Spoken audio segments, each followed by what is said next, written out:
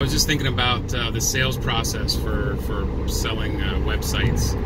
You know, customers are really fickle. They do way too much research on the subject, and they listen to way too many people.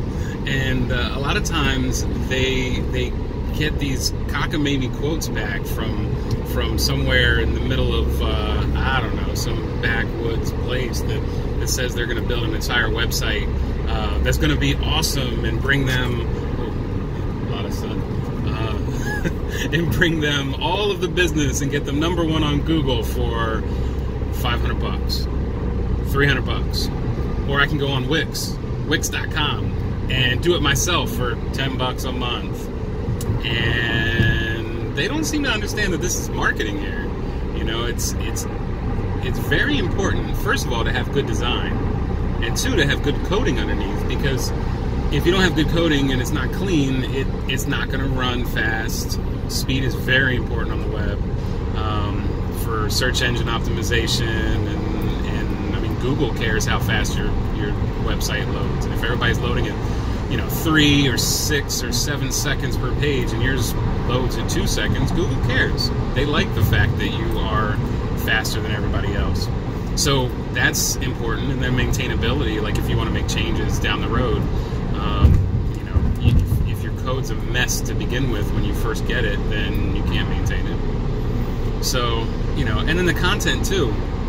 It's, a lot of people are just, oh, welcome to my fancy website. Thank you for coming. Nobody cares about that. I mean, when's the last time you went to a Fortune 500 company and you saw welcome on the homepage? Like, it's just a bad idea. So, I mean, that's what you get when you're spending $500 a month, or sorry, $500 flat on a website. So it can be a rough sales process, but the important thing is to educate the prospect. And so how do you educate? You show different portfolio items. They care about what it looks like more than all the little things that you say.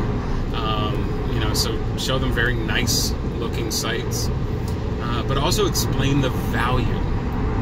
This site is going to run fast, and we really do think about the placement of objects and the layout of each of the elements on the page. The eye flow, if you start with the logo and then you go over this way. People's eyes don't tend to move in a very logical pattern. They move in a zigzag or up and down and all over the place. And if you just look at your Facebook, I mean, there's stuff at the top left and there's things over at the bottom right that are very important to catch your eye. So, oh boy, the sun's bright today. So just, spend some time educating your customer, and they will try to talk you down. And it's important. So always start high. Let's say you start out selling, saying $6,000 to $7,000.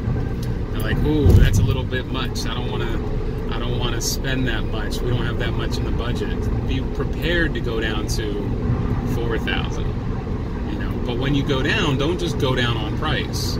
Make sure that you act like you are making concessions. So listen, here, a $7,000 to $8,000 website.